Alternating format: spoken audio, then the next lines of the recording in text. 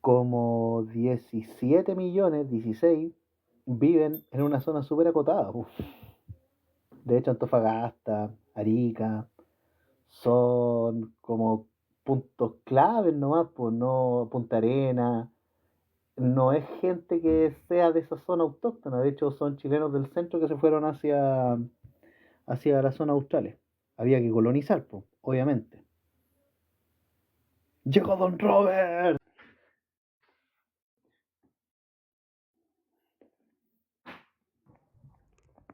Bienvenido, Don Robert, lo estaba esperando. Hola, Gabriel. Gabriel, ¿cierto? Sí. Es Gabriel, que claro. no te quiero decir occidental. Bueno, no te voy a decir occidental, mejor. No, dígame ¿Cómo Gabriel estás? nomás. No, sí, estoy bien, estoy bien. Ya estaba pensando en meterle una orden de apremio ante el juzgado civil, pero no sé cuál es su domicilio, así que no podía. Ah, hola, Lila, saludos. Esta Gloria también, tenemos alto público. Ah, qué bien, qué bien, qué bien. Sí, yo tengo una pregunta, pero no es ad hoc al tema, pero sí necesito saberla. ¿Us- ¿Usted cree que Jean-Philippe Cretón se parece más al Cristo de la Fe y Alberto Mayor al Jesús de la historia, no? Sí, Jean Felici, al Cristo católico. Sí, Claro, el de los cuadros. Y Alberto Mayor. ¿Se parece al Jesús sí, histórico? sí, sí, pero nada de rasgos palestinenses, por ningún motivo. No, no, ni siquiera Alberto Mayor. Sí, pero Jean Philippe, ese sí, ese se le calza bien a occidental, a un Cristo occidental. Claro, claro, claro. Oiga, don Robert, mire, no sé si usted tiene una Biblia a mano, No, no, no. pero no, no importa, podemos iniciar. Aquí Lila se nos va a unir y vamos a comentar. Hola Lila, ¿qué tal? Bienvenida. Hola, hola. Hola Lila, saludos. Sí, rato sin hablarnos. Ha estado bastante callado el ambiente por estos lados. Ya, pues, don Sí. Robert. Sí, mire, acá a Lila la ponemos en contexto. Lo que pasa es que con Don Robert nos pusimos de acuerdo y quisiéramos tocar un tema que en los lives de Charlie se mencionaba escuetamente por encima, pero pocas veces se abordó. Eh, y yo lo encontraba demasiado interesante como para dejarlo afuera, y es el tema, como lo dice la pantalla, los antropomorfismos en la Biblia. Yo entiendo por antropomorfismo que son características o manifestaciones bastante cercanas, si es que no al género humano, de parte de una deidad, cualquiera, la que se trate. No sé si Sí, don Robert tiene sí, una aproximación a distinta. ver, podemos ver antropomorfismo en los mitos, en la literatura y en otras narrativas, ¿vale? Pero son atribuciones que se le dan estos recursos literarios a cosas, a animales y a seres sobrenaturales en qué se caracterizan. Bueno, darle atribuciones humanas, darle sentimientos, emociones, características también. ¿Eh? Características y obviamente percibirlo igual que un humano. No solamente los sentimientos, también una fisionomía, su cara, su rostro. Vale, entonces la parte cognitiva y obviamente la parte anatómica también. Eso es un antropomorfismo. Darle características o atributos humanos a cosas, a animales y obviamente a entidades que no son humanas. ¿Mm? Muy importante. Vale. Atributos físicos, atributos físicos y atributos, Sí, ¿cómo sí, sería? sí. Sentimientos, Emocionales. emociones, etcétera, etcétera. Sí. La parte cognitiva también. Eso. Por ejemplo, un celo de justicia, un celo de, por así decirlo, respeto por el orden, por la autoridad, eso también se puede considerar antropomorfismo, ¿no? Claro, sí, sí, sí, sí. Abarca toda esa área. Repito, a cosas, ¿eh? A animales y a seres, obviamente, que son divinos, seres que no son humanos, sobrenaturales. Rasgos Vale. humanos, características humanas en el fondo. Vale. Bueno, adjuga ese tema. Yo creo que le mencioné la otra vez cuando teníamos otro espacio, pero en el live de Charlie, si mal no recuerdo, respecto a la Septuaginta. Y que la Septuaginta, que es la primera traducción que se hace a una lengua común de los textos bíblicos, y este texto según el documento del profesor Piñero, le digo documento, este capítulo del libro Biblia y Helenismo del profesor Piñero, señala de que tenía por fin, o básicamente lo hizo bastante bien, eliminar los antropomorfismos de Dios. Sí, Eso, yo eso digo que cómo, sí. La Septuaginta es una traducción, ¿vale? Una traducción desde las escrituras hebreo-arameas, porque no solamente el hebreo, el Antiguo Testamento tiene parte de arameo. O sea, la escritura hebreo-aramea al griego, al griego. Y eso es un pedido especial de Ptolomeo Filadelfo, Ptolomeo II de los Lágidas, a los sabios judíos. Y obviamente la Una, traducción implementa lo que tú bien dices, rasgos más de un Dios más etéreo, más trascendente, bien filosófico, y ya sacando un poco todo el antropomorfismo semita, arcaico semita. ¿Mm? Yo una digo que sí. pregunta, una pregunta cuando tú dices arameo, hebreo, al hacer la traducción del Tanaj, o era solamente de la Torá.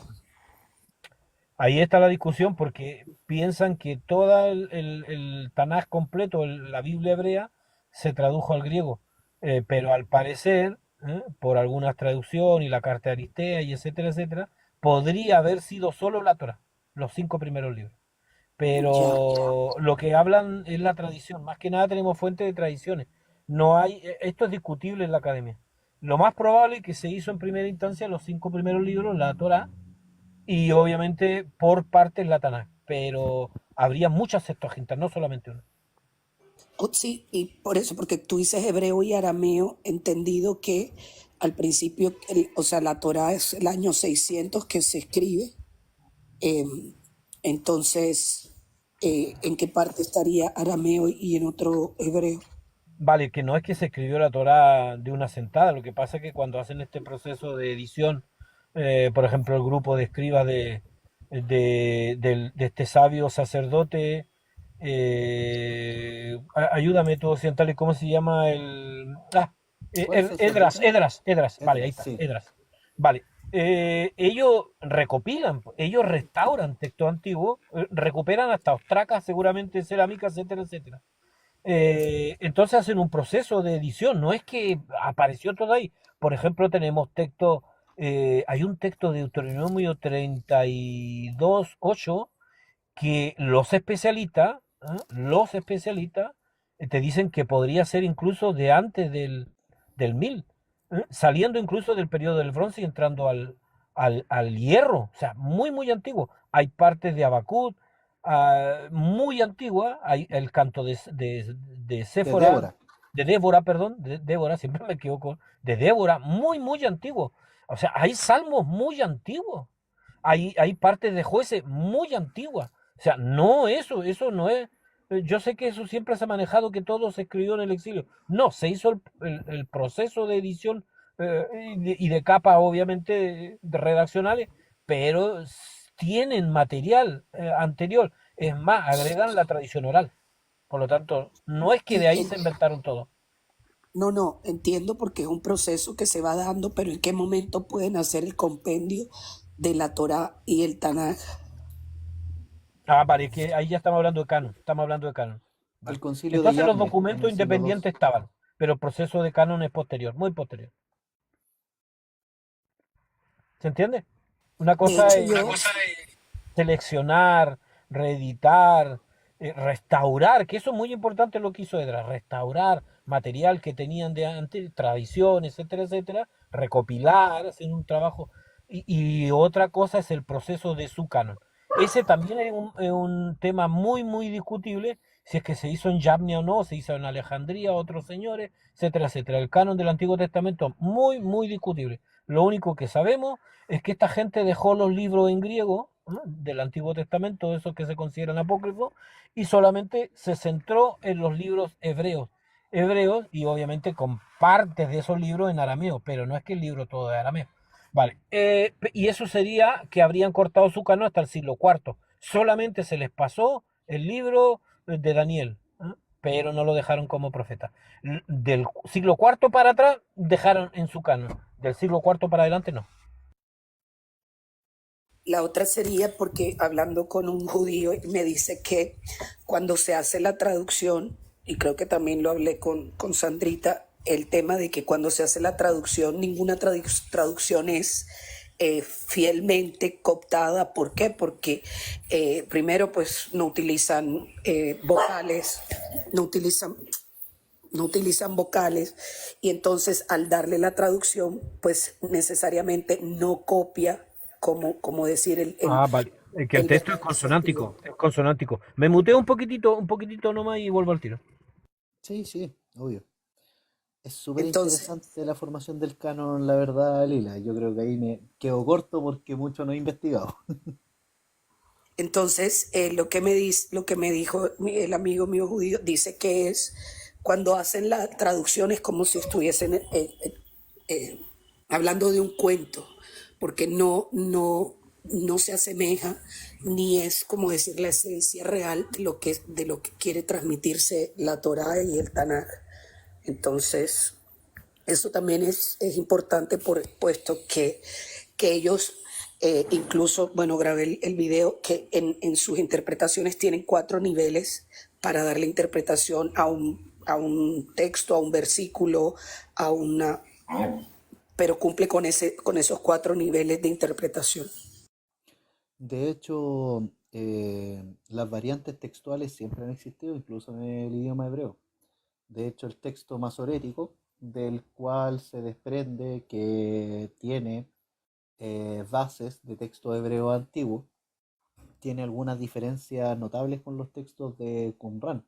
Por ejemplo, el texto que mencionaba Robert, de Deuteronomio 32, versículo número 8, relativo a un posible concilio de dioses, con una deidad mayor y otra deidad encargada de Israel, que es bastante polémico y súper interesante la discusión. Aparece eso en Qumran, pero el texto masoreta elimina esa visión enoteísta y en vez de poner los hijos de Dios, lo que pone son los hijos de Israel. Entonces, es fascinante,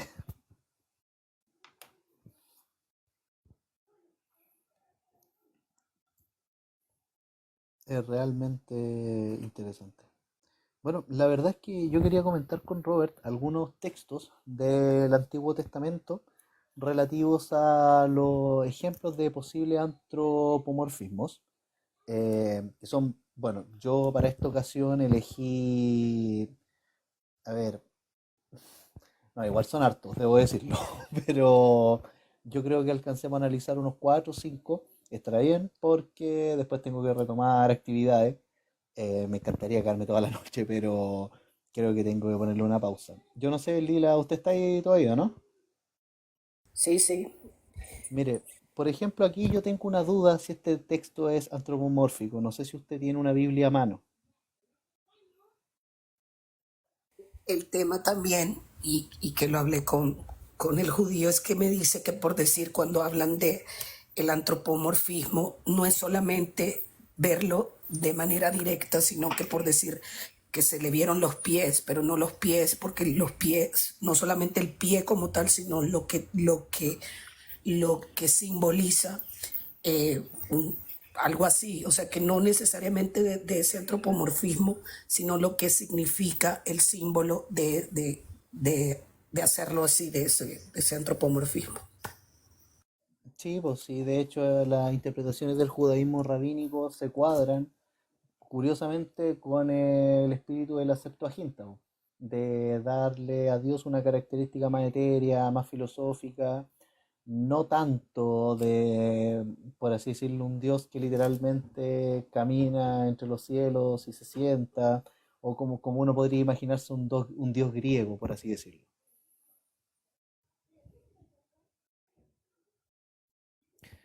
En ese sentido, mire, y la audiencia también que está acá podría revisar el capítulo 16 del Génesis.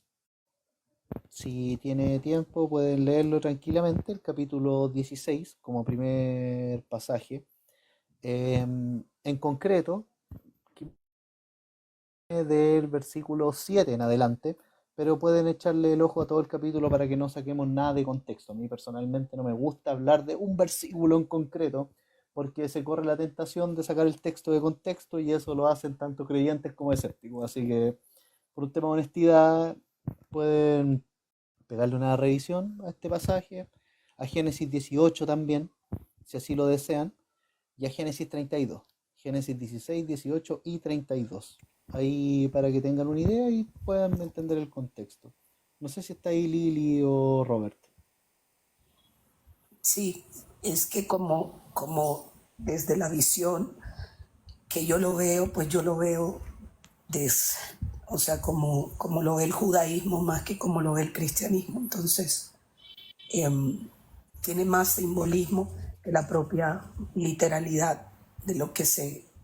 Y con esto afirmo lo que te estaba diciendo anteriormente, que la traducción no es, o sea, no es fidedigna, no le da, eh, como decir, la verdadera intención que en el texto original sí está.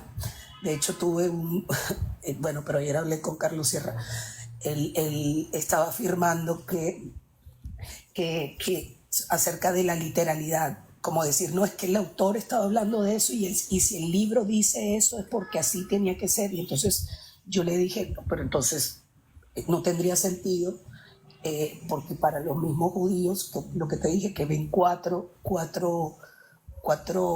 niveles de interpretación, entonces lo sacaría del contexto real. Y entonces él me dijo, esto es lo que no acepto, no comparto de la cábala, porque ahí lo que dice la letra, y yo le dije, pero es que le estás quitando, o sea, estás cercenando una parte importante dentro de la tradición que es estos cuatro tipos de niveles de interpretación. Sí, porque, a ver, las escuelas rabínicas tienen su modelo de exégesis, pues, no, eso no se puede desconocer. Ahora, yo discrepo un poco en que ninguna traducción es fidedigna, porque si de eso se tratara, entonces ¿para qué traducir los textos? Cerremos por fuera todas las sociedades que traducen Biblia, incluso las de profesionales.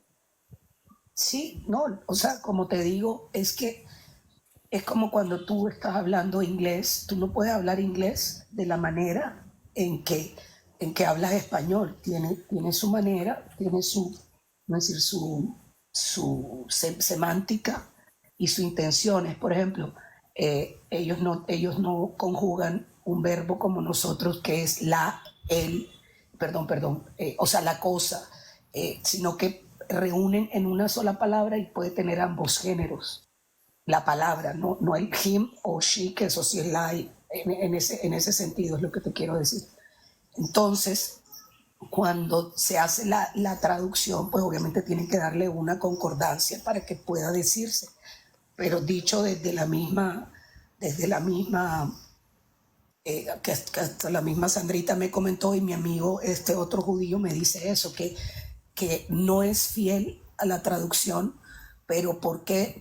O sea, no es lo mismo en el inglés como en el español. ¿Por qué? Porque ellos, al no tener vocales, eso ya le da otra interpretación y es como me dijo, o sea, la Biblia cuando la traducen, la Septuaginta y arman el canon bíblico del Tanaj, dice, te están contando como una historia, pero no tiene el peso o el peso simbólico que sí se da en su idioma original.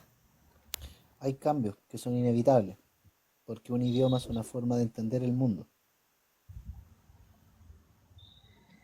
Sí, y eso es bueno, ahora que Robert llegue, pero ¿vas a leer el versículo o qué?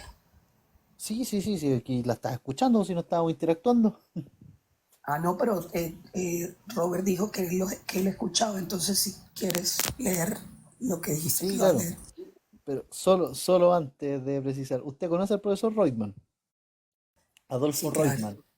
Él, sí, se, claro. él dice lo siguiente, traitore tradutore, traitore tradutore, al final toda traducción es una interpretación. El traductor nos puede traicionar, pues, al final. Entonces, esto de la confiabilidad, fiabilidad, yo creo que hay que tomarlo con pinzas. Hay traducciones que se pueden discutir, desde luego, yo no digo lo contrario, pero Ojo con eso. Ya, voy a Dice, leer. exacto. ¿Ah? Sí, voy a leer el pasaje. Bueno, yo como le mencioné, Génesis 16, el versículo 7 en adelante. Voy a hacer el siguiente ejercicio. Mire, tengo a mano dos Biblias. Una Biblia católica y tengo una Biblia arriana.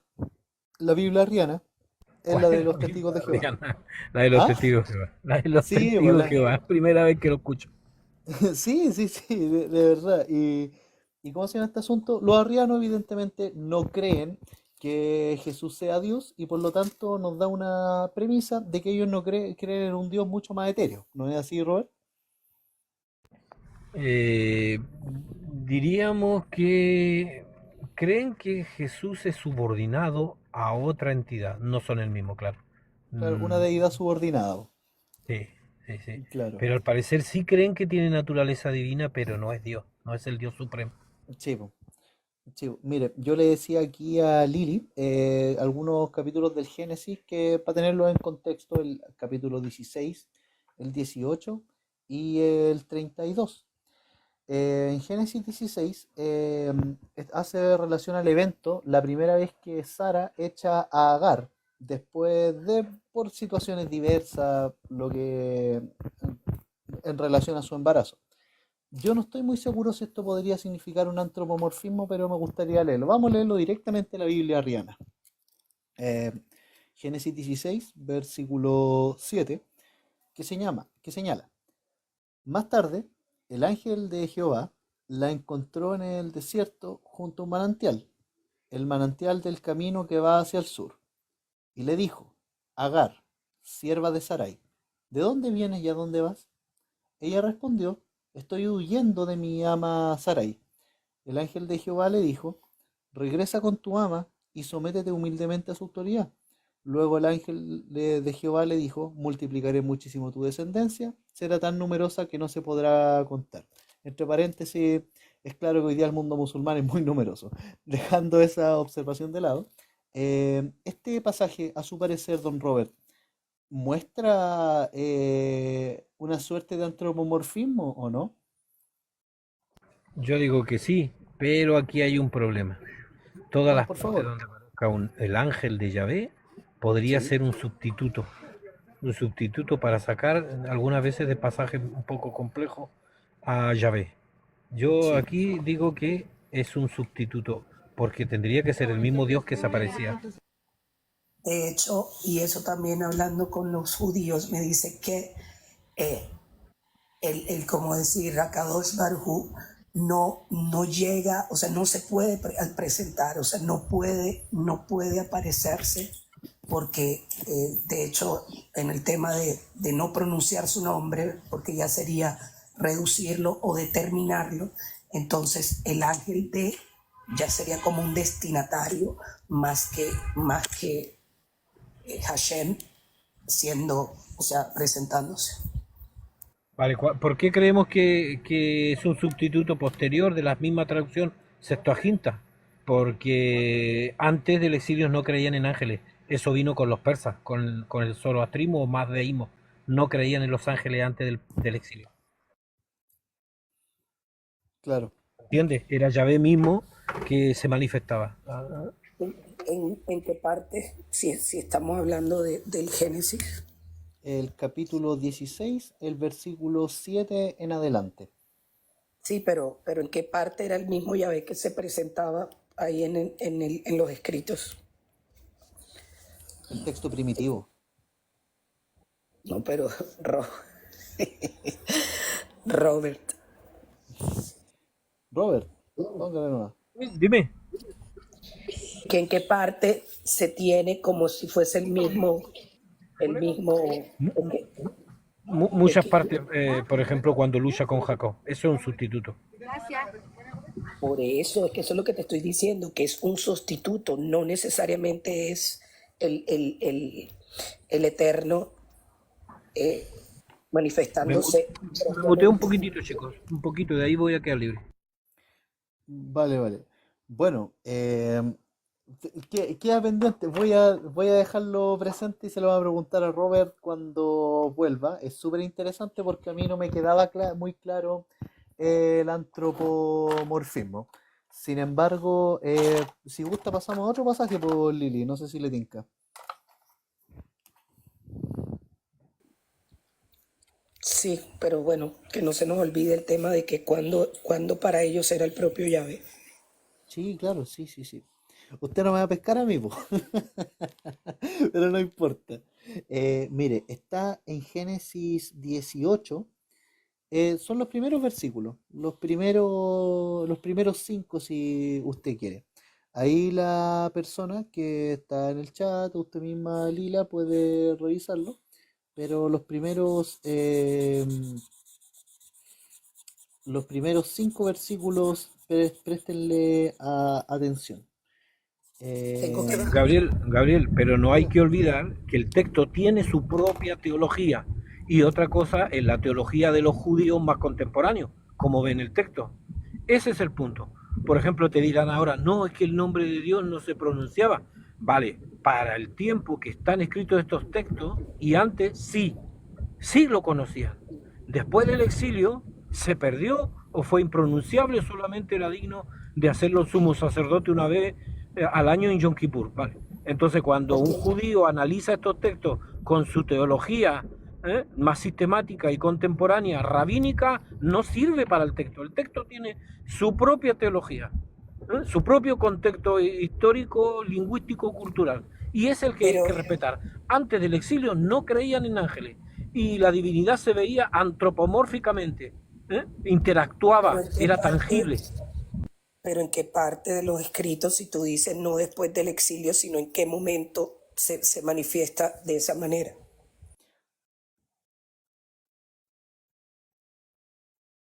No, por eso digo que viendo todos los textos, viendo y analizando la Torá y otros escritos, la divinidad era antropomórfica, completamente antropomórfica. ¿Qué hace la Eso sí. traducción Septuaginta? Le da obviamente una naturaleza más trascendente. Pero Robert, cuando tú dices que era el propio Yahvé manifestándose y antropomorfo, ¿en qué parte? Si lo que desde el Génesis 7 está hablando ya del ángel, eso Poco entonces más en etéreo qué o más momento, espiritual, como quiera. Pero ay, trata. Robert, acabaste de decir, y entendemos que el Bereshit no es de los primeros escritos, eso yo lo entiendo.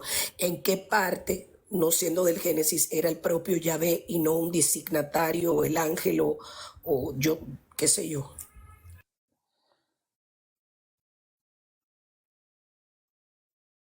creo que Robert está fuera de señal, pero mire, lo que Robert se refiere es que precisamente en los De, textos primitivos es donde se alude expresamente a que era Yahvé, porque antes de que se escrituraran estos textos en la época preexílica, la religión yahavista, que la religión antigua de Israel, no creía en ángeles.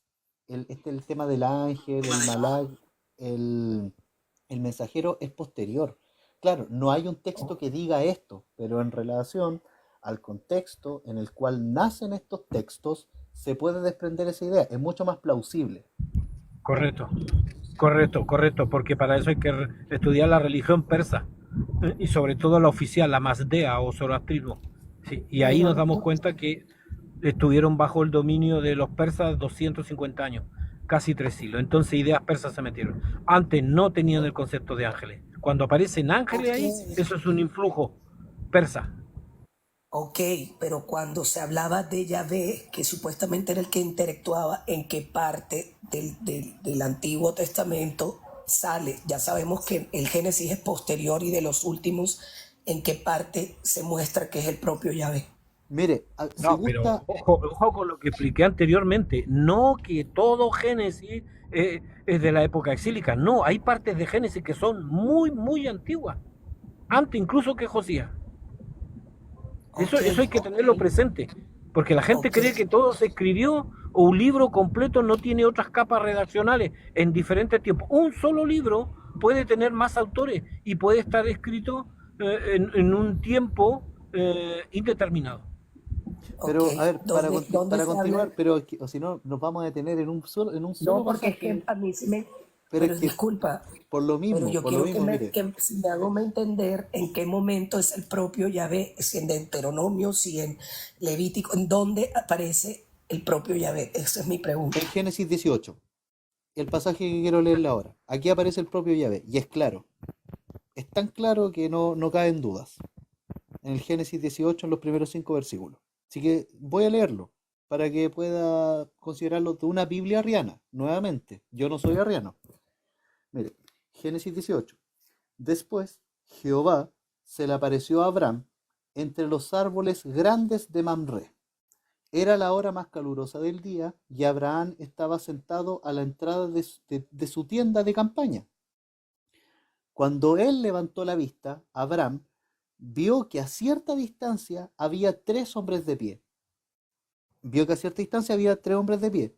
Tan pronto como los vio, salió corriendo desde la entrada de su tienda a recibirlos y entonces se inclinó hasta el suelo. Luego dijo, Jehová, si tengo tu favor, te ruego que no pases de largo el hogar de este siervo tuyo. Haré que traigan un poco de agua para que les laven los pies. Después pueden descansar bajo el árbol, puesto que han venido a donde este siervo suyo. Permítanme traerle un poco de pan para que recobren fuerzas. Después pueden seguir su camino. Ellos respondieron, está bien, haz todo lo que has dicho. Posteriormente, esto está más adelante, ya al final, aquí Abraham literalmente pasa otra situación en el versículo 22, que está estrechamente ligado con lo que ya dijimos. Luego los hombres, del versículo 22 en adelante, luego los hombres se marcharon de allí y se dirigieron a Sodoma, pero Jehová se quedó con Abraham. Entonces Abraham se acercó a él y le dijo, ¿de veras vas a destruir a las personas junto con la gente malvada? De ahí empieza todo este diálogo hasta que en el versículo 33 dice, al terminar de hablar con Abraham, Jehová se marchó y Abraham regresó a donde estaba su tienda. Ahí hay una interacción directa. Sí, sabes que, como te puse, sería bueno saber qué dice la interlineal. Yo no tengo un computador a mano. No, y depende qué interlineal, hay que tener cuidado con eso. Lo mejor es un diccionario etimológico hebreo. Yo recomiendo el de Moisés Chávez o Alonso Choque, el doctor Alonso Choque, los mejores, de hebreo Yo a le español. voy, le voy a pedir la recomendación por WhatsApp después. Sí, sí, doctor Alonso Choque, diccionario etimológico hebreo-español, o Moisés Chávez, también, expertos hebraístas y académicos. Vale, lo dijiste muy bien. Sí, hay pasajes donde interactúa Yahvé. Hay otros pasajes, obviamente, donde interactúa Elohim. Pero mira, yo ahí me agarro siempre me agarro siempre con algunos ateos. Incluso con Jonas. ¿Tú conoces a Jonas? Jonas es cristiano, un buen muchacho todo. Pero Jonas, Jonas. Jonas, bueno. Ya. Ajá, Ah, ya sé quién es, ya sé, ya. ajá, sí. Jonas te dice, sí, y no, y pareciera que yo soy el creyente y él el escéptico, porque me dice, no, no, no, es que ahí el Diosel, el Elohim y no es Yahvé. Vale, si hay un rastro politeísta, completamente politeísta, pero el objetivo es enoteísta. O sea, no es dejar a Yahvé como un hijo, como un heredero del Diosel. Y te lo está diciendo un escéptico, o sea, no, no, porque los que escriben son del sur, y en el sur se centraliza el culto a Yahvé. ¿Cómo van a querer dejar a Yahvé como un hijo heredero del dios él? No tiene sentido. Tiene más sentido que Yahvé se haya fusionado con el dios él, y peor aún, Piñero dice que Yahvé es la fusión, la amalgama completa de un panteón. Se los cargó a toditos, los demás quedan rebajados, y Yahvé es el único digno de ser adorado en Jerusalén. Y te lo dice un escéptico. Claro, ¿Se entiende? Por lo tanto, cuando sí. aparezca Elohim, etcétera, incluso él No, ya quedan como epítetos del mismo Yahvé. Yahvé se ha fusionado Sí, la señal. Por con eso, pero todo. en el tema Lo del... bíblico es Yahvé, Ok, no pero otro Dios. está la línea ya vista y la otra, eloísta. Eloísta. Entonces, ¿dónde se separan? No, pero esa ya está superada la hipótesis documentaria. No, no, ya en Europa, por ejemplo, no la toman muy en cuenta. Acá sí, ya hay otras más. Otra En lo que a mí me respecta, el hipótesis antropomorfismo en este para la capítulo es academia. claro. Ya la hipótesis documentaria está descartada. O Te sea que, dicen algunos, ahora, por ejemplo, toda la Torah es sacerdotal, toda. o sea que ahí se quedó ahí, sacerdotal, no Sí, sí. eloísta, ya Ese vista, es ya, el dato ya eso quedó descartado. Oye, creo que comieron ahí también. ¿Quién comió qué? Sí, mira, está superada, está una fragmentaria. ¿Cómo? No, no, no, continúa, continúa. Pero te dirán, incluso académicos judíos, que toda la Torah es sacerdotal. Y tiene sentido, porque ¿quién eran los que escribían occidentales? ¿Quién escribía? ¿Escribía cualquiera en ese tiempo? No, No. O sea, que imposible. no escribía. Había un alto porcentaje de analfabetismo. El ¿Y noventa y quién nueve son por los que ciento de la escriben? población. ¿A quién les convienen los sacrificios? ¿Quiénes son los que están gordos? ¿Eh? ¿Cómo? No, y el noventa y ¿Los nueve coma nueve sacerdotes? por ciento de la población era ¿Era analfabeta, po. un sacerdote? Claro, claro. Sí, Analfabeta en ese caso, completamente. ¿Y quién tenía acceso a los textos? Esto es muy importante. ¿Quién tenía acceso a los textos? ¿El pueblo llano? No, pero si no sabía leer. ¿Quién claro. tiene acceso a los textos sagrados? La gente del templo. ¿Quién son esos? Sacerdote. La élite intelectual de la época. Claro. A ver, yo no sé, pero estoy perdiendo la señal a ratos, amigos míos. No sé si me Sí, escuchan. A Robert se le entrecorta. Bueno, eh, no sé si Robert está, si está, me avisa, deme alguna señal de vida, por favor. Y podemos continuar porque la verdad es que está súper intrigante este tema. Me gustaría saltar del capítulo 18 al capítulo 32 del Génesis. Al capítulo 32 del Génesis. Capítulo 32 que la verdad es que relata el retorno de Jacob desde Mesopotamia hasta la tierra de Israel, po. Disculpa, Eh, ¿puedes ponerlo en ah, el chat los versículos? Porque yo me gustaría leerlo del Tanaj, sí, sí, los sí, sí. versículos que le... Dale. Voy a escribirlo al tiro. Esto está en Génesis 32, es el contexto completo para que puedan tenerlo presente, pero para efectos de lo que estamos analizando, esto va del versículo 24 hasta el versículo 32.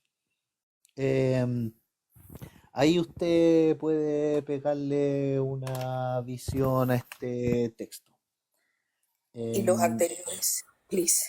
Los anteriores son, le voy a dar el Génesis 18 y Génesis 16. Génesis 18 y Génesis 16.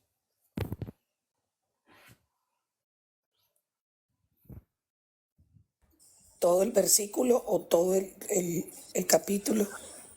O sea, lo ideal es tener presente todo el capítulo, pero en Génesis 16, la parte en concreto son los versículos. En Génesis 16, del versículo 7 al versículo 10, pero usted lo puede extender hasta el versículo 16, del 7 Listo. al 16. Y en el capítulo 18, bueno, la verdad es que yo le sugiero todo el capítulo, todo.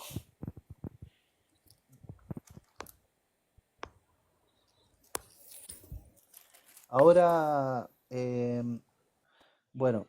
Robert parece que ahí prendió el micrófono. Pero, Dale, ahora sí, porque ahora llegué a casa ah, y ya. tengo el wifi.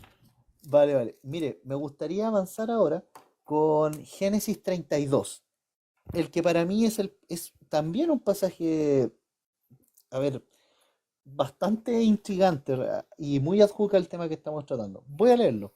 Génesis 32, nuevamente, tengan presente todo el contexto del texto, pero en concreto del versículo 24 al versículo 32.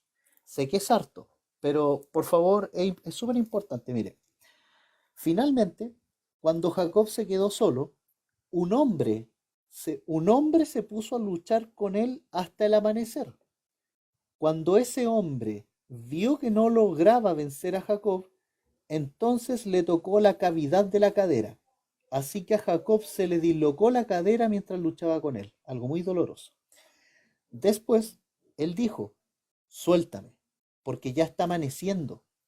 Pero Jacob le respondió, no te voy a soltar hasta que me bendigas. Entonces él le preguntó, ¿cómo te llamas? Y le contestó, Jacob. Ya no te llamarás Jacob, dijo él, sino Israel, porque has luchado con Dios y con hombres y por fin has vencido. Por su parte, Jacob le dijo, por favor, dime tu nombre.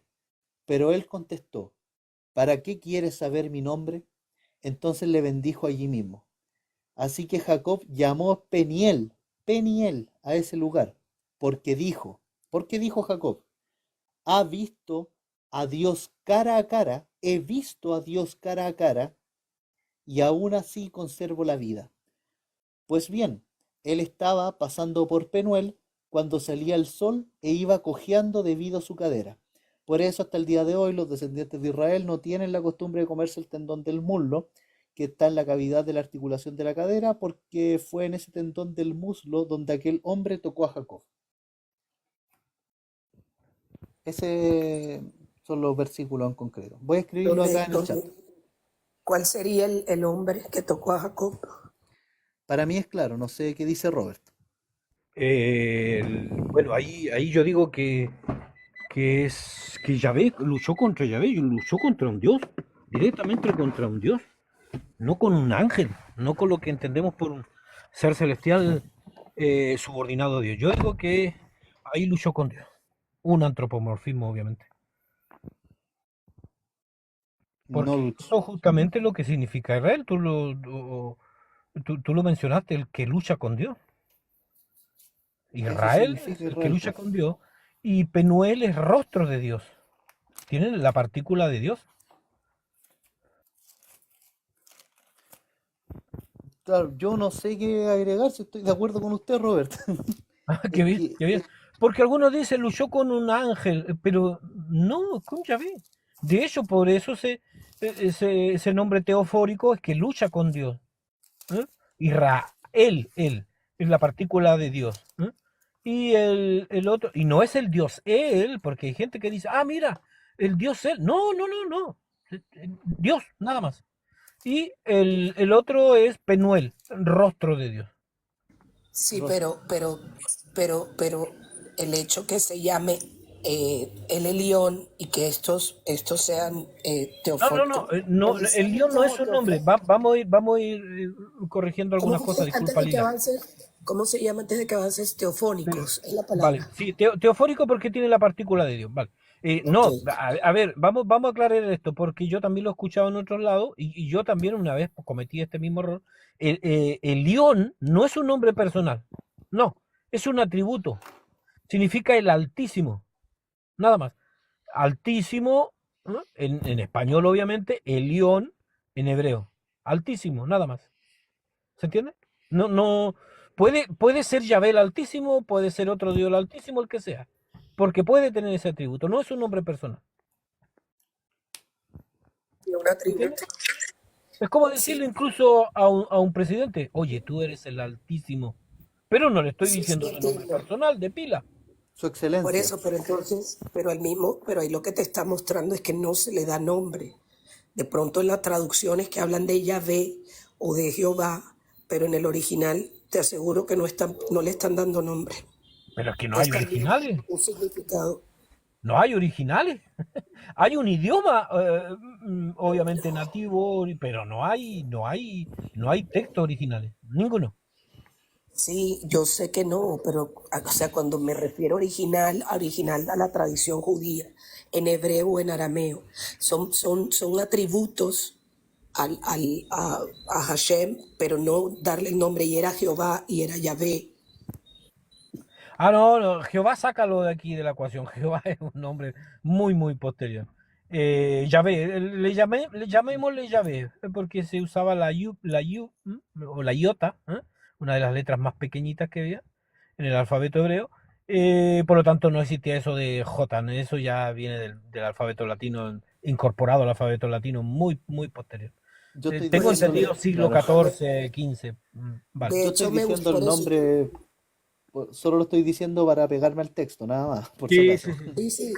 Y yo No, quiero pero nunca resaltar está que de más por sería, los que nos estén escuchando, para que gente que no había entendido esto, y es muy importante también, no solamente para sí, ustedes. y como te digo, cuando yo digo original, es original del texto de los judíos, no de original del texto como tal, sino qué quiere decir en su lengua. Si es que le llaman Yahvé o qué nombre se le da. Sí, Porque tengo y entendido que son los de hecho 70. hay gente que se confunde porque te dicen, oye, el dios él en Ugarí. No, no, en Ugarí es el Liu, no es él. ¿Mm? No es el Elión. Claro, No, sabemos el y dios de él, hecho, simplemente es Dios. El dios él es Dios, nada más. Es como Alá y en que árabe, tiene, son idiomas semíticos. y que tiene 72 nombres, pero no es el propio nombre de Hashem. No, no, no, no, 72 nombres no, podrían ser 72 hijos que se le atribuyen al Dios Altísimo, que es muy diferente. No, lo que pasa es que 72 hijos no, porque en la Cábala también hablan de los 72 nombres, nombres Imagínate de que Dios o atributos, la es Septuaginta la como tradujeron 72 sabios judíos. Es que no parece algo bien. Esto no puede ser algo al azar, ¿eh? Es, lo que es pasa 72 es judíos que que simbólico. traducen son, la Septuaginta. son y no Esto nombres, no es sino coincidencia. como atributos, más que el nombre como tal. Pero bueno, sigamos. Bueno, Vale, los 72 hijos son del texto ugarítico, ¿se entiende? Los hijos de él. Ahí sí estamos hablando de un dios supremo cananeo anterior. Pero el nombre, o él, si lo dejas así, simplemente es Dios, es como Alá. ¿Eh? Y Eliú en ugarítico. ¿Eh? bueno, vamos a Tienen una continuar mezcla. porque hay otro Vale. pasaje que también me llama poderosamente la atención. Lo voy a leer y voy a ir a buscar el cargador del teléfono, ¿ya? Para que puedan discutirlo. Está en Éxodo, pueden anotarlo abajo. Está en Éxodo, capítulo 4, versículo 24, hasta el 26. Pueden leer el capítulo 4 para entender el contexto. Este pasaje hay que dar el beneficio, y aquí Lila debe saberlo, es muy misterioso, tiene mucho misterio para algunas personas, para otras quizás no tanto, pero Éxodo 4, capítulo 4, versículo 24 al 26 dice: Ahora bien, cuando estaban de camino hacia el lugar donde iban a pasar la noche, Séfora, Moisés y su hijo mayor Gersón, Jehová se encontró con él y trató de darle muerte. Finalmente, Sípora agarró una piedra de pedernal afilada y circuncidó a su hijo. Luego hizo que el prepucio tocara los pies de él y dijo: Esto es porque eres novio de sangre para mí. Así que Dios lo dejó ir. En aquel momento ella dijo: novio de sangre debido a la circuncisión.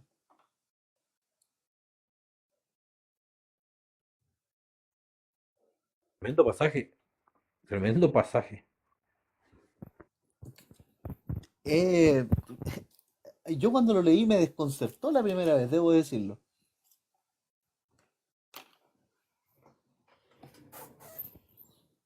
No sé qué opinión le suscita. Lila, Robert, por favor, exprésense. Le salió al encuentro Yahvé. El texto es explícito. Le salió al encuentro Yahvé. No hay otra cosa más decir que un antropomorfismo. Ese es un dios tangible que interactúa, que habla, que conversa con las personas. hay un texto que al parecer come también.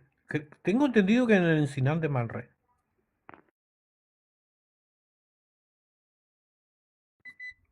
Claro, la teología te dirá que una teofanía, una manifestación de Dios, pero yo digo que la percepción, cómo perciben esa divinidad estos escritores bien antiguos, era antropomórfica. Para ellos era un ser parecido a un hombre, pero un poco más sublime, obviamente, con más poder, pero sería como un rey gigantesco, un dios rey gigante, ¿eh? Y también, obviamente, varón de guerra, un dios rey de ejércitos, poderosísimo, pero siempre teniendo las cualidades y atributos humanos, siempre.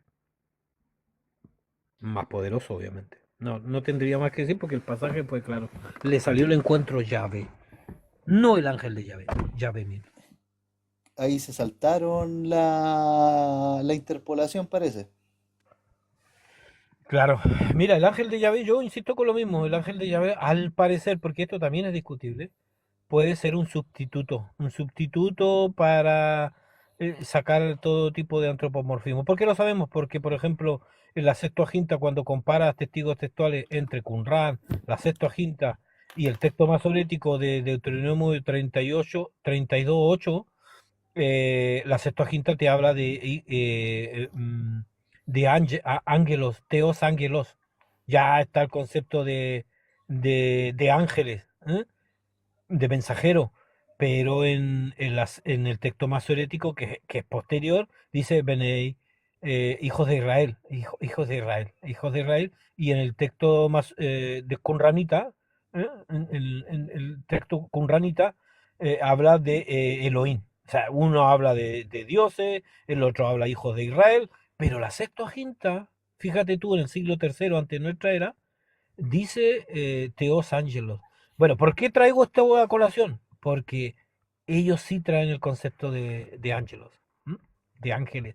Y podía haber sido la Septuaginta, y es lo que empezamos a conversar de un principio, que en la Septuaginta trataron de sacar todo antropomorfismo de Yahvé, ¿eh? Y dejarlo como un poco más etéreo. Y de los pasajes más complejos, no es Yahvé que interactúa, no es tangible Yahvé, es el ángel de Yahvé. ¿Se entiende ahora? Claro, Un sí, sustituto. sí. Sí, a mí por lo menos me queda bastante claro, la verdad. No sé, Lila, si usted quiere darle con alguna observación, adelante. ¿no?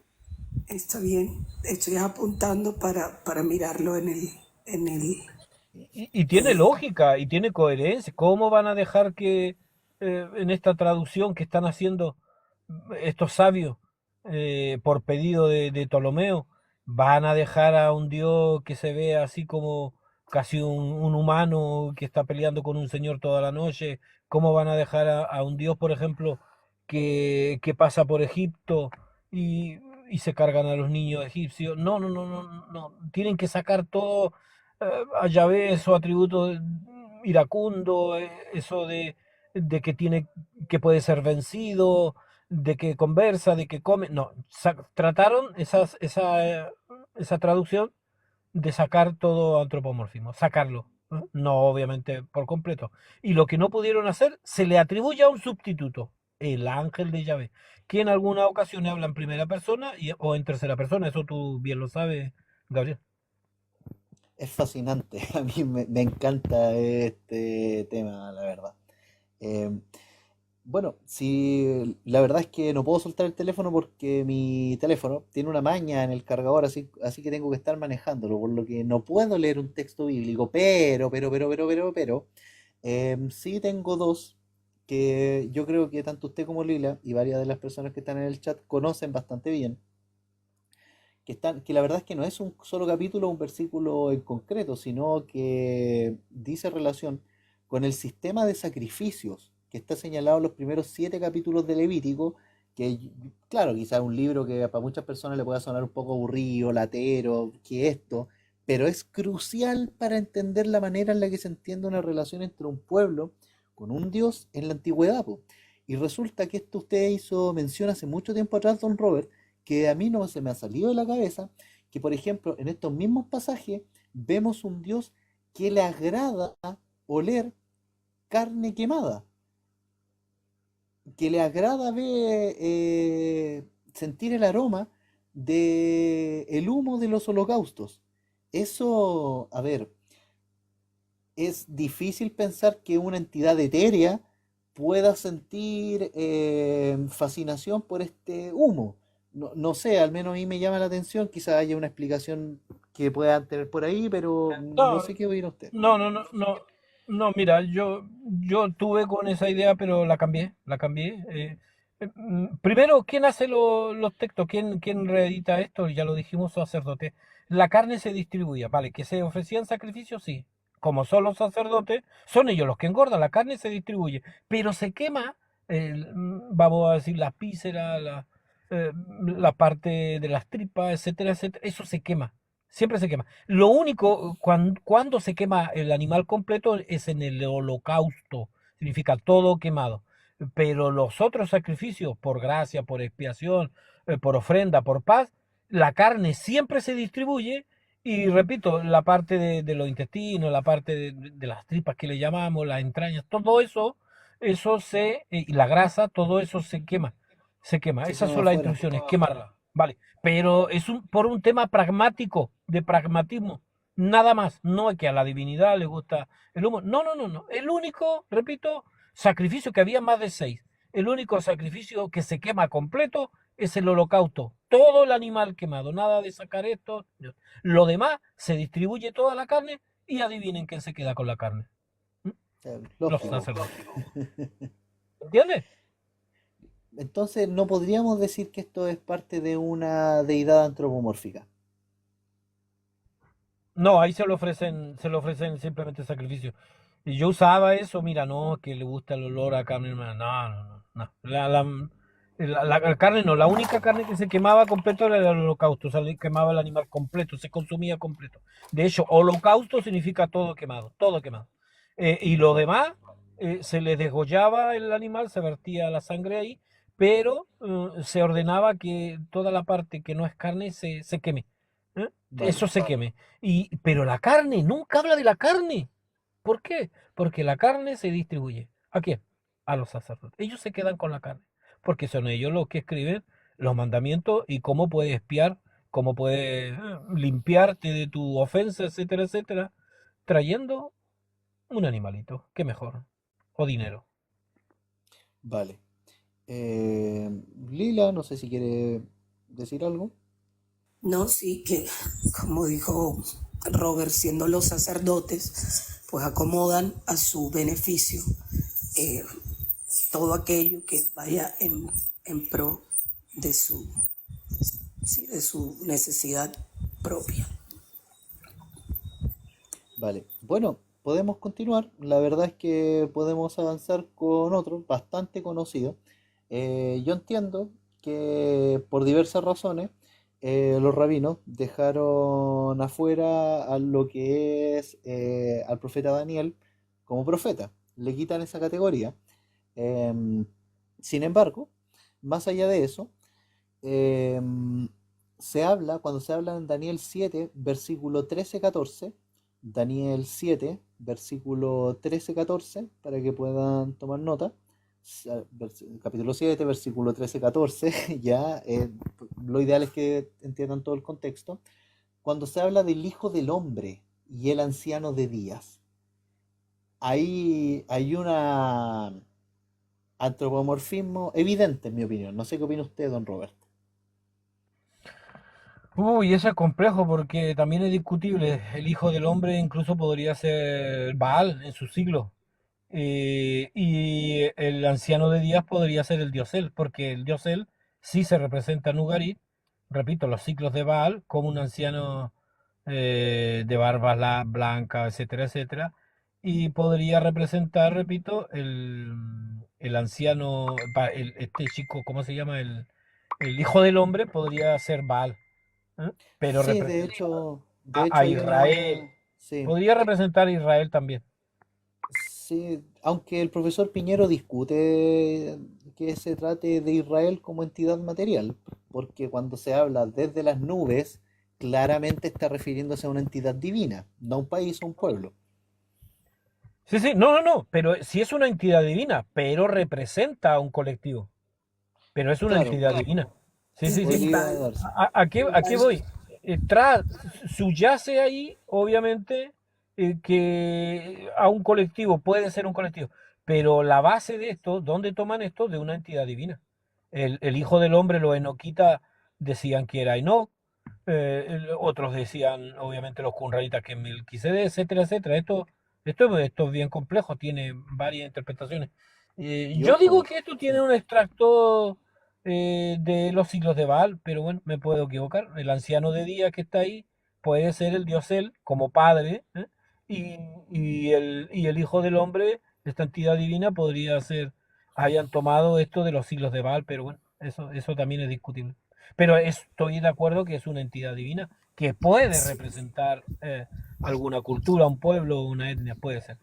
pero ¿cómo la descartas la descartaste anteriormente? Porque aquí sí van a hablar de él. No, la mitología cananea sí se conocía, yo no he dicho que no, pero una cosa que es que no mencionen directamente que el dios el más relevante, y lo otro que yo haya leído texto, por ejemplo, donde sí se hablaba de que había un dios patrono del panteón cananeo antiguo. O sea, buscan otro tipo de literatura, que no tiene que ser la Biblia específicamente. No, sí, pero que tú dices, pero no se reconoce, pero en otros pasajes sí se está refiriendo Vale, porque a él. yo lo dije anteriormente, hay un rastro politeísta en la Biblia, claro que hay rastro politeísta, pero ¿qué pasa? Que quedan esas divinidades rebajadas a entidades inferiores, ¿vale? Pero eso no significa que los historiadores empiecen a rastrear esto y te digan, ah, no, aquí hay una base. Esto tiene que ser el Baal, pero claro, no te va a dejar la intención teológica de los escribas, no va a dejar a Baal como una entidad superior, por supuesto que no, ¿me entiendes? De hecho, Esto es parte del método histórico de los historiadores y de la metodología histórica crítica. ¿y qué significa Val? Porque también aparece Val, Val Yahvé o Yahvé Val. No, Baal en Ugarí significa señor. simplemente era el primogénito de él, era el dios de la tormenta y como patrono de Ugarí, muy importante, patrono de Ugarí. Su padre obviamente era el dios principal de otros panteones, del fenicio, que también los fenicios son cananeos, pero en Ugarí, el dios patrono en Ugarí es Baal, no es él es su padre, pero el patrono de ahí es, repito, Baal. Y Baal significa señor. Señor, Señor. de hecho, la Vulgata Latina, la Biblia que tengo acá, la Biblia católica, señala que probablemente los israelitas le decían a Dios Baal. El tema es que como el término Baal se empezó a ocupar para deidades cananeas, enemigas de Yahvé, se dejó de usar. Ah, vale, mira, abajo me dicen, pero la Biblia dice que a Dios le gustaba. Claro, lo que le gusta a Dios son los sacrificios. Vale, pero no es que tenga un gusto particular por la grasa. Y no tiene sentido. ¿Cómo? Si va a ser carnívoro, le va a gustar la grasa, le va a gustar las tripas, las vísceras. No, pues tiene que No, gustarle la carne. pero ¿sabe, don Robert? Yo creo que tiene sentido. Si tomamos el antropomorfismo, en el sentido de que, claro, seguramente él no come esa carne, pero le gusta que, como se cumple con el sacrificio, más que el olor sea la acción. Pero esto La ya es una acción. Estamos interpretación, claro, claro, la acción de que rinde el culto, que pagan ofrenda, que quieren claro. expiar, que quieren redimirse, Que eso está le cumpliendo la encanta, ley, pues. po. Que está Eso le cumpliendo la ley, encanta. claro. Claro, pero no que a él le encante ese olorcito porque a él le gusta ¿Por qué le gusta la carne la moja? No, grasa. pues, Claro, claro, no, no, sí, no. lo Es entiendo. que se ha entendido mucho en los ateos pop con eso de que a esa divinidad le gustaba la grasa y le gustaba las tripas. Si seguimos esa coherencia, no sería muy astuto, porque lo mejor sería que le gustase la carne y no las tripas, no las sobras. Mira, mire lo que dice Tecadia también. Dios en el Antiguo Testamento se ve muy humano. Precisamente eso es lo que estamos Eso es conversando, doctor. antropomorfismo. Ah, antro, tiene que ver con el humano. Forma de hombre. Mire, hay otro pasaje, y ya con esto, porque, pucha, la verdad es que me ha encantado el live, he estado flipando, como dicen los españoles, pero em, Tienes está en problema el con el libro de teléfono. Jueces. Sí, tengo atados con el teléfono, pero Vale, alcancemos a veamos comentar. jueces, veamos jueces. Veamos jueces y Jueces. terminamos.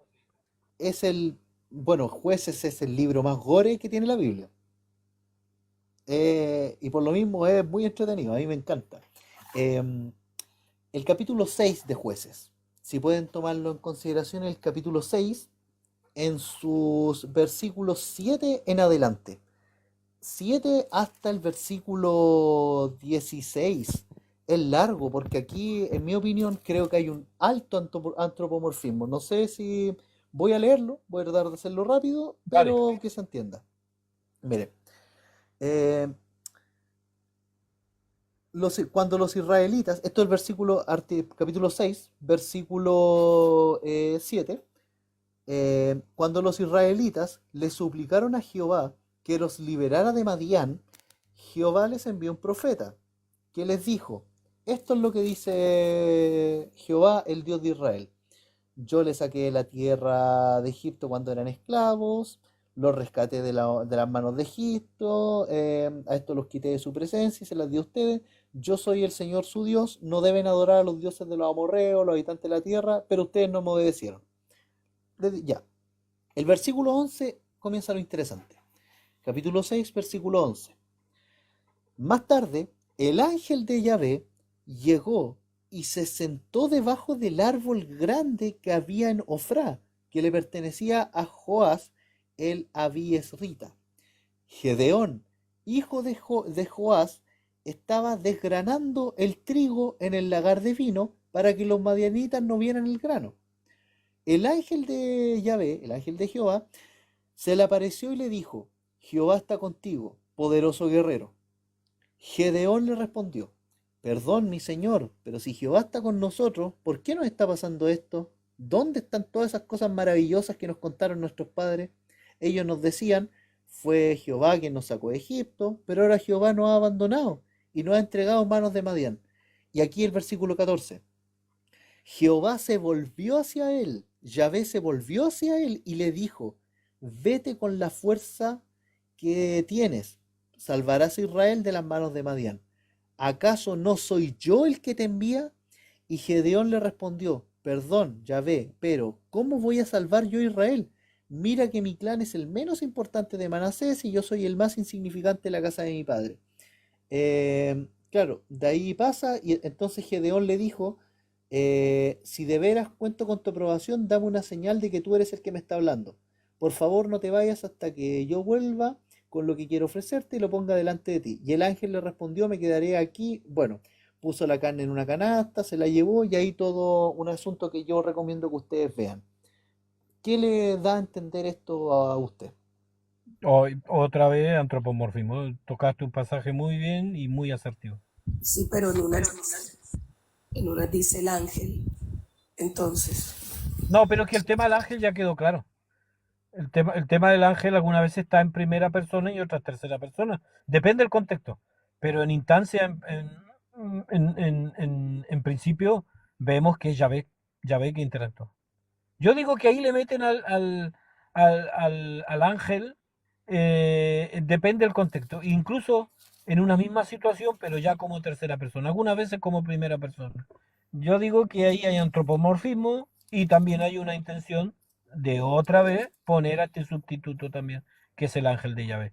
No importa que hayan sido escritos después, pero la perspectiva preexílica, yo insisto con lo mismo, no es de angeología. No existen los ángeles, no existen los demonios y no existe nada de eso de inframundo ni nada. Para los egipcios sí.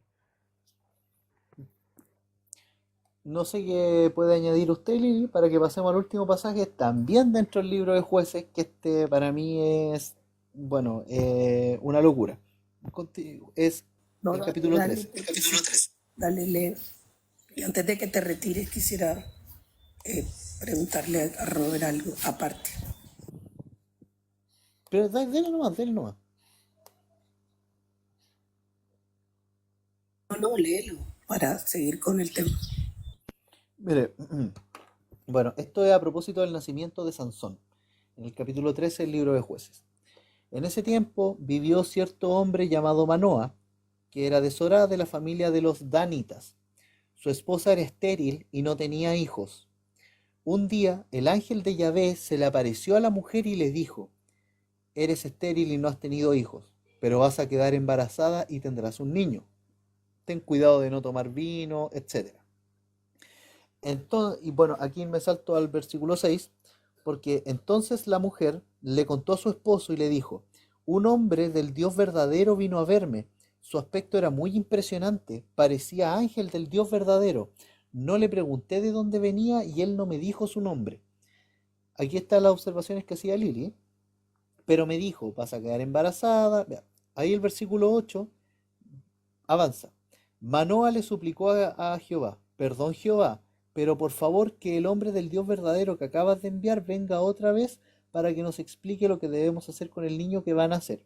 El Dios verdadero escuchó a Manoa, así que mientras la mujer estaba sentada en el campo, el ángel del Dios verdadero vino a verla otra vez, pero Manoa, su esposo, no estaba con ella. La mujer fue corriendo a contárselo a su esposo. Mira, se me apareció el ángel, el hombre que vino el otro día. Eh, Manoah se levantó y fue con su esposa donde estaba el hombre y le preguntó: ¿eres tú el hombre que habló con mi esposa? Sí, soy yo, le respondió. Entonces Manoah le dijo: que se cumplan tus palabras, pero dinos, ¿qué tipo de vida va a llevar el niño? ¿Y qué es lo que va a hacer? Y el ángel de Yahvé le respondió: tu esposa debe privarse de todo lo que le dije, que no pruebe ningún producto, la. Manoah entonces le dijo al ángel del Señor: por favor, no te vayas todavía, te prepararemos un cabrito. Pero el ángel de Jehová le dijo a Manoah: si me quedo, no probaré tu comida, pero si quieres, puedes presentarle a Jehová una ofrenda quemada. En realidad, Manoah no sabía que era el ángel de Jehová. Entonces Manoah le dijo al ángel de Jehová: ¿cuál es tu nombre? Queremos saberlo para honrarte cuando se cumplan tus palabras. Sin embargo, el ángel le contestó: ¿por qué me preguntas mi nombre? ¿No ves que es algo maravilloso? Es la misma respuesta que le da Jacob. ¿Te das cuenta que está ese juego en que ponemos al ángel en algunas situaciones, ponemos a Yahvé? O sea, yo insisto con lo mismo, es un sustituto que lo acomodan dependiendo cuando sea, obviamente, el momento adecuado, ¿no? Para incorporarlo ahí. ¿Mm? Yo no veo otra cosa más. Claro, es que el juego que hace es como, a ver, pero es el ángel, es Eh, Dios, Sí, es... y al último dice, pero no le dice el nombre explícito. O sea, es como un juego, sí es un juego, porque tratan de calzar esa pieza donde se acomode, pero queda esa incertidumbre para el lector. Bueno, ¿qué pasa aquí? ¿Por qué está hablando en primera persona? ¿Por qué en alguna vez en tercera persona? No se entiende por qué se menciona a este personaje, a este ángel de misterioso. ¿Por qué en algunos momentos? Esto es muy importante, en primera persona, en tercera persona. ¿Por qué se menciona Yahvé? Aquí hay algo raro. Y es, a ver, esta figura, el ángel de Yahvé, también, mire, hay un pasaje que es bastante donde algunas personas dicen: ah, Jehová es Satanás, pero cuando se incurre en el castigo al censo y me llama poderosamente la atención, y ya con esto vamos cortando porque de verdad, si nos ponemos a hablar de este tema no vamos a No, pero terminar. toquemos una segunda parte mañana, ya no Sí, tengo problema. Tú coordinamos por WhatsApp y vale, porque este tema es interesante porque hay círculos protestantes que te dirán que es Jesús en su preexistencia divina. ¿Qué te parece? Y tú lo es, sabes mejor que yo. es que exacto, Eso. exacto, es que Y ahora que de hecho, precisamente estos pasajes son los que, de cierto modo, a ver, no digo que respalden o todo, pero tiene coincidencia con la idea de Sí, un Dios sí, que se sí, sí, encarna sí, como hombre, po. sí, sí. Tiene, claro, que es algo que, por ejemplo, el monoteísmo del judaísmo rabínico o del Islam no rechaza a rajatabla, po. Pero le sirve, ¿ah? Le sirve, mira, tú calzas era- las piezas y sirve mucho. de hecho, eso va relacionado con el tema de lo que te quería preguntar y era cómo al hacer el compendio o el canon bíblico, hacen toda esta interpretación para darle una cronología al tema del Nuevo Testamento. Eso es lo que quisiera que hablemos, Robert. No sé si mañana Ah, vale. cuando y ahí. Pero lo que sí es importante, que el canon, si es que se hizo en Yarnia, ¿no? Porque algunos ya no están de acuerdo con esto que fue el canon en Yarnia de los hebreos. 100 años después de la muerte de Jesús, como mínimo, en el 110 por ahí, 130, o sea, casi 100 años después de la muerte de Jesús se empezó a elaborar eso. ¿M? O sea que Cuando los, muy, muy tarde. cuando los fariseos toman el control. Claro, claro, porque estamos hablando que el judaísmo rabínico es farisaico. De Sí, hecho, no, Sí, el tema es ese, como en qué momento pegan el Tanakh y hacen con el Nuevo Testamento la Biblia. Porque yo incluso sostengo que está pegado con babas porque la Tanakh propiamente nunca está hablando de Jesús y cómo es. Y Mira, occidentales tomó un tema muy importante. Por ejemplo, ya no existían los saduceos para el tiempo de Yamnia, y los saduceos eran la élite política, la élite, la que mandaba en el templo, era gente muy rica. Los otros eran observadores de la ley, etcétera, pero no tenían tanto poder como los saduceos. Y los saduceos no tomaban muy en cuenta el Tanaj completo. Esto es muy, lo muy ignoraban. importante. Claro, lo ignoraban. Y solamente el Pentateuco. Entonces, en tiempo de los saduceos, hablar de un canon, no. Menos del Tanaj completo. No, porque la clase elite de ahí eran los saduceos, repito. O sea, sí, de Es, peor aún, el judaísmo era muy variado, había muchas sectas.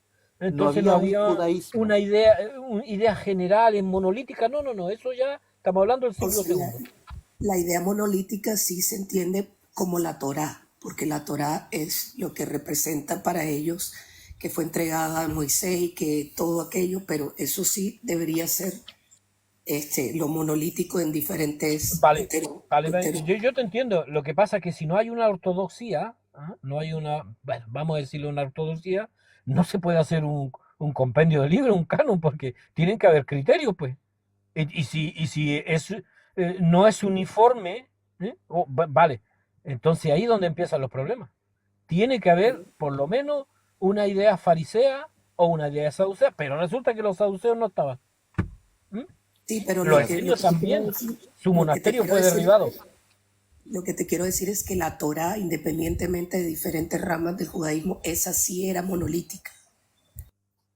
Sí, pero la interpretaban de modo diferente, tanto así que los mismos fariseos estaban divididos. Tú eso lo sabes, occidentales. Habían, por ejemplo, gente de Shamaíl, de la escuela de Shamaíl, de Y la, Hillel y de otros más, y se agarraban todo el día cómo tenían que interpretar eso. Imagínate, no había lo que llamamos una ortodoxia general No, monolítica. No, no. no, no. Fariseos agarrándose todo el día en debate. sí, po, No, y de hecho todavía lo siguen haciendo hoy. El punto es que a lo que yo voy es que está la Torá, las interpretaciones diversas, pero como decir, lo primogenio es la Torá. Ah, vale, vale, vale, vale. Sí, eso sí hay que dejarlo claro. Sí, tienes razón. A ver, lo más sagrado es la Torah. sí, Lo po. más No, sagrado. no, no cometerás adulterio, no, no creo que haya que darle mayores vueltas a eso, po. Claro. No, lo más sagrado obviamente se divide en tres. Parecería que fue un acrónimo, pero obviamente la Torah, los Nevi'í, los Ketuvim, etcétera, los escritos, los sacerdotales, etcétera, etcétera. Pero siempre, siempre es la Torah la más sagrada. No que no sean importantes los escritos y todo eso, pero es la Tanakh más importante. Pero ojo con esto, en el siglo primero se discutía entre mismos fariseos. Imagínate, no solamente habían variadas sectas, entre los mismos fariseos habían distintas perspectivas. ¿M? Pero ¿sabe qué, don Robert? J.P. Meyer, el autor de esta monumental obra, Un Sí, judío yo te leí. marginal, claro, él señala que el concepto de Torá tampoco es que haya sido tan uniforme en los tiempos de Jesús, pues. De hecho, incluso hoy día, Torá no era solamente el Pentateuco. Torá era también lo que me enseñaba mi maestro, el maestro de los discípulos, La como tradición también, oral. claro, como también era Torá lo que la orden, la instrucción de mi padre y de mi madre, po. Sí, porque de hecho es instrucción. Es instrucción. Sí, po. Entonces era Torah no solo lo escrito, sino lo oral, evidentemente. Sí, de hecho la oralidad era primigenia. O sea, Vamos con el último pasaje y con este ya vamos cerrando, porque este, miren, está en el libro de Crónicas, el primera de Crónicas, capítulo 21. Este es el que sacan alguna gente random que dice entonces Satanás se levantó contra Israel e incitó a David a hacer un censo. los neonósticos, los Eh, neonósticos. los no, nuestros amigos neonósticos me caen bien dentro de todo. Son- Y también me gustaría que habláramos de Jesús el gnóstico, del libro de Piñeros también. pero tiene que esperar que lo lea, sí, po. Ya, bueno, este capítulo, el 21, en sus versículos 14 al 16, es cortito, y dice lo siguiente. Entonces, Yahvé mandó una epidemia a Israel y murieron 70.000 personas de Israel. Además, el Dios verdadero envió un ángel a Jerusalén para destruirla. Pero cuando él estaba a punto de hacerlo, Jehová lo vio y sintió pesar. En la Reina Valera dice se arrepintió. Se sintió pesar por aquella calamidad y le dijo al ángel que estaba causando la destrucción, basta, baja ya la mano. El ángel de Yahvé estaba cerca de la era de Ornán el Jebuseo. Y el versículo 16, cuando David levantó la vista, vio al ángel de Yahvé entre la tierra y los cielos, con una espada desenvainada en la mano apuntando hacia Jerusalén. David y los ancianos, cubiertos de tela de saco, enseguida se lanzaron al suelo rostro a tierra. Y tiene Que coherencia el relato. Porque Yahvé es varón de guerra. Es un varón de guerra. es coherente entonces con la Muy, descripción. muy coherente. Y aquí sí ya estamos pisando suelo persa. Porque Crónica, bueno, la mayoría de pasajes de Crónica son escritos posexílicos. Estamos hablando, inclusive que pueden estar en Babilonia, pero ya bajo el dominio persa. E ideas persas se metieron. ¿M?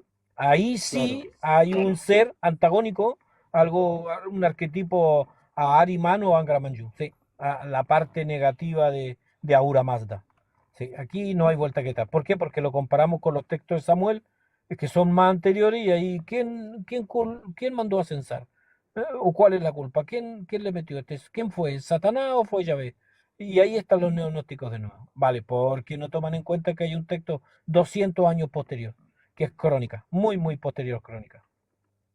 claro. Bueno, anticristiano el amigo mío, bienvenido, pese a que este espacio es cristiano, pero trata de ser inclusivo con todo.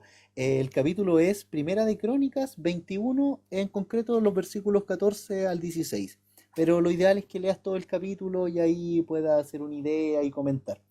Eh, bueno, entonces este pasaje en particular ya tiene ideas persas con ideas que se metan de ángeles, ya, Dualista, ideas dualistas. ¿Eh? ya, Y vale. en la religión persa es muy parecido a los gnósticos, una doctrina manatista, monista. Esto es muy importante. Hay un monismo, vale, pero ese uno primordial o esa monada emana, que es muy diferente.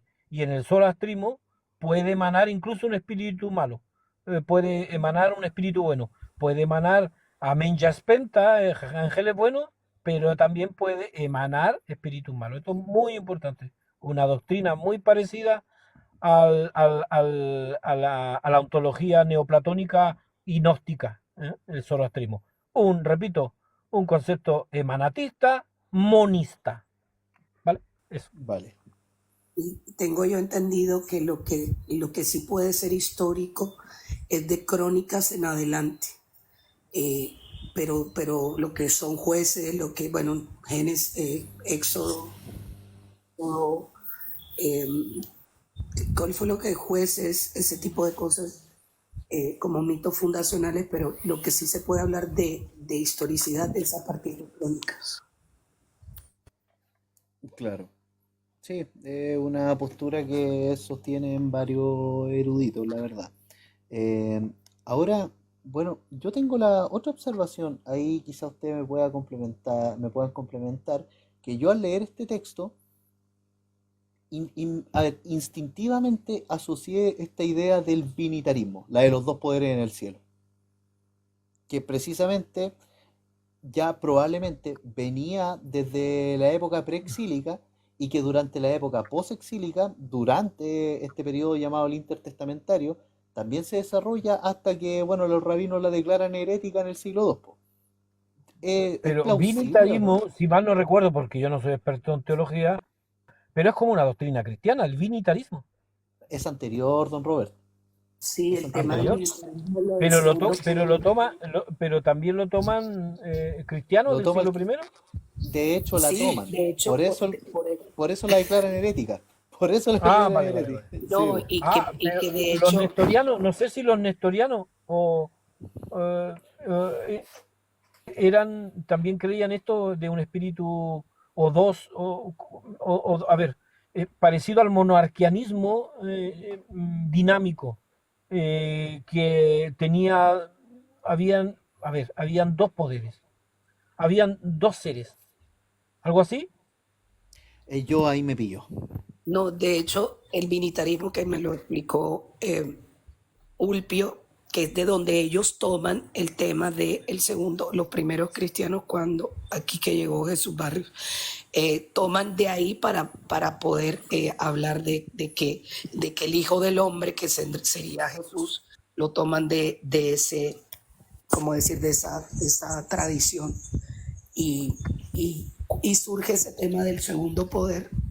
Ay, hola, ahí está Jesús, Sí, pero pero dos es poderes antes en el de, cielo, dos poderes en el cielo, podría tener que ver teológicamente a que está Jesús y está no, Dios, vale, pero resulta que ya hay académicos que te dirán que eso podría ser los ciclos de Baal, podría ser el dios el anciano de días que está sentado ahí, y el otro, ¿cuánto? El hijo del hombre que podría representar a Baal, como patrono Sí, de Ugarí. O sea, sí, esto es pero muy no, complejo. es una hipótesis pero ahí, plausible. Pero sí, en el fondo son dos poderes en el cielo igual, porque son entidades cósmicas, sí, celestiales. pero de ahí proviene la teología de hablar del segundo poder de Aika. No es que nace con los primeros cristianos, o sea, esa tradición pues la toman para poder hablar Ah, no, de no, que vale, estaba. vale, vale. No se originó ahí, vale, no estoy de acuerdo, pero al parecer era una de las teologías que se manejaban de los primeros cristianos que también eran muy diversos, que no había una ortodoxia, tampoco. Sí, Y que pero a estaba mí me presente quedó, el Qumran.